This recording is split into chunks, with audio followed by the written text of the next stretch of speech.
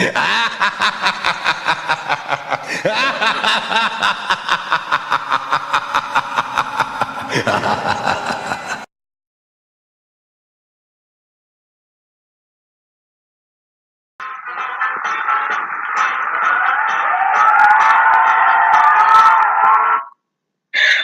back to Who Wants to Be a History Teacher? Three contestants we have Avery White, and Karen Pina. Okay, before we get this show started, let's see if our contestants know the background knowledge of the Articles of Confederation. First question.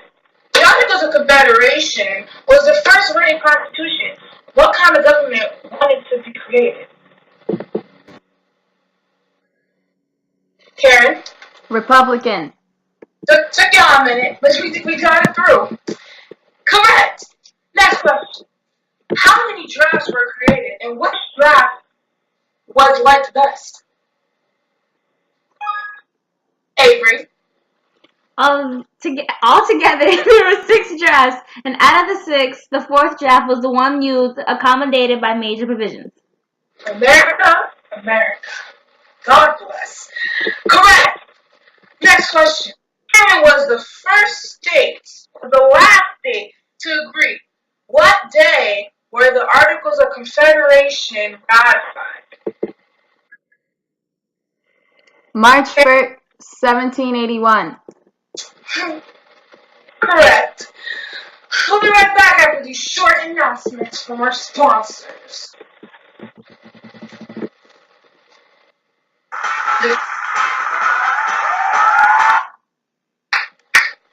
Okay, did we start recording? Okay. Yeah.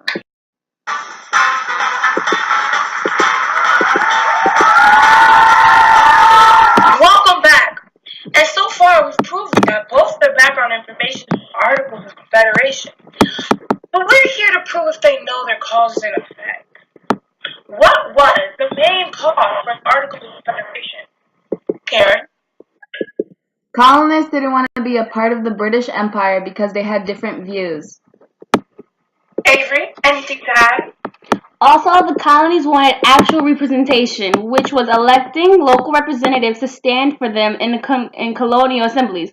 However, Britain believed in virtual representation, which was each member of parliament stood for the interests of every part of the empire. Karen.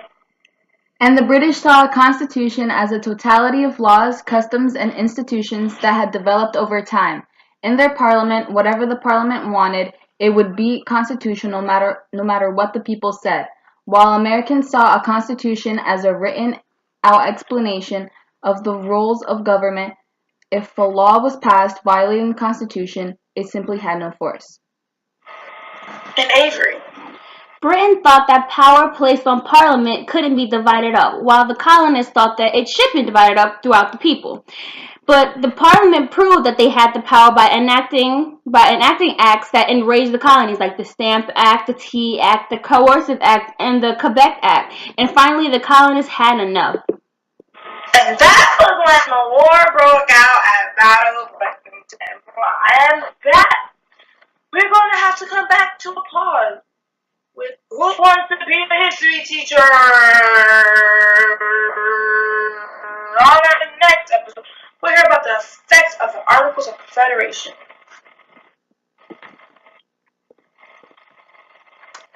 Let's go.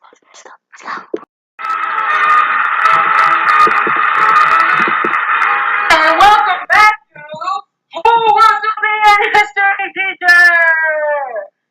On today's episode, we're going to talk about the effects of the Articles of Confederation.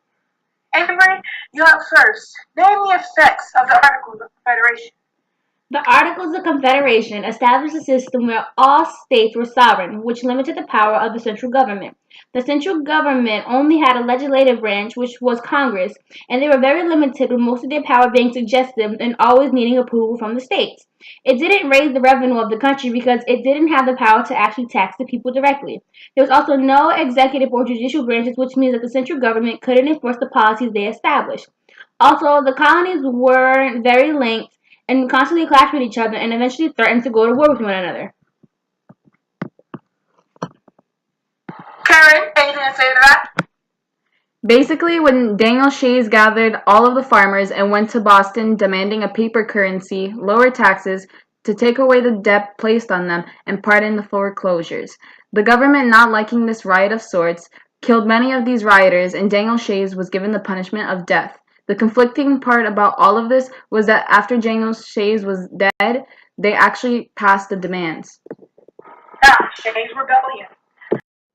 Well, I'm pretty sure no one else wants another break, so we're just gonna hop right into the next topic, which is what were the people's beliefs of the Articles of Confederation? Tom, Thomas Paine wrote a pamphlet which he called Common Sense, and it talked about how the government was only going to be okay for the people if they got their powers from the people. It was actually actual representation for the colonists, and he argued that it was against common sense for England to rule North America.